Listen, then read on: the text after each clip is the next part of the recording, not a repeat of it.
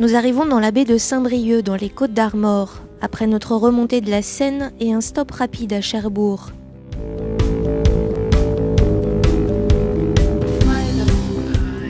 Ce port de plaisance dispose d'un chariot élévateur et des infrastructures indispensables pour des travaux à bord. C'est ici que Loïc, notre rêve d'Antilles, est mis hors d'eau pour une escale technique. Acheté à 28 000 €, notre voilier a besoin de réparations, de modifications pour le programme que nous envisageons pour les prochaines années. Pour ces quelques mois de travail, nous profiterons du chantier fermé du port. Coureurs, régatiers ou plaisanciers s'y activent déjà. Curieux du bateau et de nos projets, Ronan vient rapidement à notre rencontre. Figariste professionnel, il entretient son bateau dans le hangar du chantier à quelques mètres de Loïc. Son Figaro passe près de 4 mois par an hors de l'eau. La gestion des phases de travaux fait donc partie intégrante du travail de Ronan.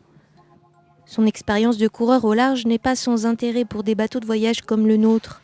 Il nous met notamment en garde sur des installations trop complexes. Quand il y a un système, j'essaye de le simplifier au maximum pour que la nuit, dans le vent, je ne sais pas dans quelles conditions, je puisse y aller quasiment les yeux fermés et connaître tous les éléments. Et forcément, plus il y a d'éléments, plus c'est compliqué de tout retenir. Le moins d'éléments possible. Et nous, on n'est pas embêtés, on a des monotypes, donc de toute façon, on ne peut pas faire ce qu'on veut. Faire simple et pouvoir réparer n'importe où. C'est pour cette raison que nous avons choisi l'acier. L'inconvénient, c'est que l'acier demande un entretien régulier. C'est un matériau à déconseiller si on ne vit pas à bord. Notre premier chantier, c'est la baille à mouillage qui pisse la rouille. Il faut changer les lisses, remplacer les tôles des francs-bords et du pont. Un boulot de chaudronnier. Véritable apprentissage pour Hugues, qui veut absolument maîtriser le travail du fer. Autant dire qu'on n'a pas fini.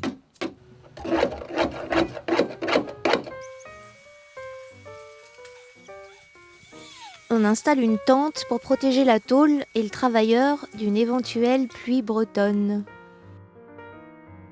À quelques mètres de Loïc, sous le tas de bâches, c'est Relance, un plan Ribado-Dumas des années 70, campé sur ses berres depuis plus d'1 an et demi.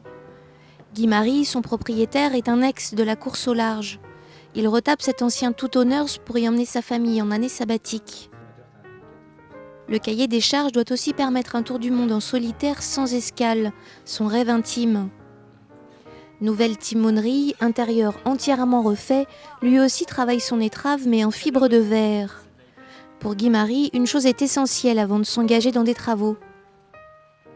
Il y a quand même un gros problème, c'est que les gens font des bateaux sans avoir beaucoup navigué. Et ça, malheureusement, ça va pas de pair, quoi. Pour faire un bateau, il faut avoir forcément navigué parce que ça s'invente pas, quoi. De ce côté-là, pas de problème. Nous avons navigué 1 an sur un Sunfeast dans le Pacifique en Mélanésie.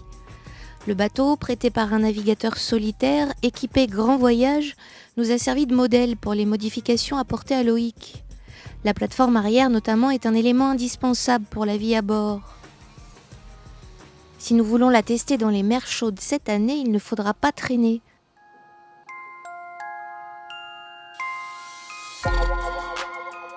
Notre plus proche voisin joue aussi sa course contre la montre. Joris compte participer à la Route du Rhum 2010, dont le départ a lieu dans moins d'1 mois. À 22 ans, il retape ce bateau en fibre de verre, dessiné et construit par son oncle et son père dans les années 70. Sa forme unique est inspirée des bateaux de lac américains, les SCO, à l'étrave très large et plate. Le projet attire les curieux et la presse. Il ne reste que très peu de temps à Joris pour terminer sa préparation et faire les 1500 milles de qualification. Et c'est toute la difficulté de son chantier. Le piège, c'est le temps. Il faut faire attention au temps parce qu'il tourne et que du coup, voilà, après, il y a des échéances auxquelles il faut faire attention. Il faut y aller donc doucement, donc par étapes, et ne pas commencer donc 36 choses à la fois. Aujourd'hui, un autre participant de la Route du Rhum nous rejoint. 3 mètres de tirant d'eau pour ce Pogo 40 aux limites de la grue. Jérôme, le responsable du port de plaisance, fait bien la distinction entre coureurs et voyageurs. Pour les bateaux de voyage, c'est systématique. Ils sont toujours en retard. Ils ne sont pas pressés. Par rapport aux coureurs, ça c'est vrai qu'eux, ils ont une date précise où il faut les mettre à l'eau ce jour-là. En bateau de voyage, on se permet quelques écarts. 1 semaine, 2 semaines, 1 mois, voire 1 an des fois. Le pire, c'était 1 an. 1 an de retard. Nous avons bien du mal à envisager une date de fin de travaux. La réparation de la baille à mouillage est loin d'être terminée. La tôle rouillée est découpée. Il faudra ensuite ressouder les plaques. Reste le plus gros morceau, la visite de l'intérieur de la quille. L'état de l'acier n'a pas été vérifié depuis la construction du bateau il y a 25 ans. On se demande bien ce qu'on va y découvrir.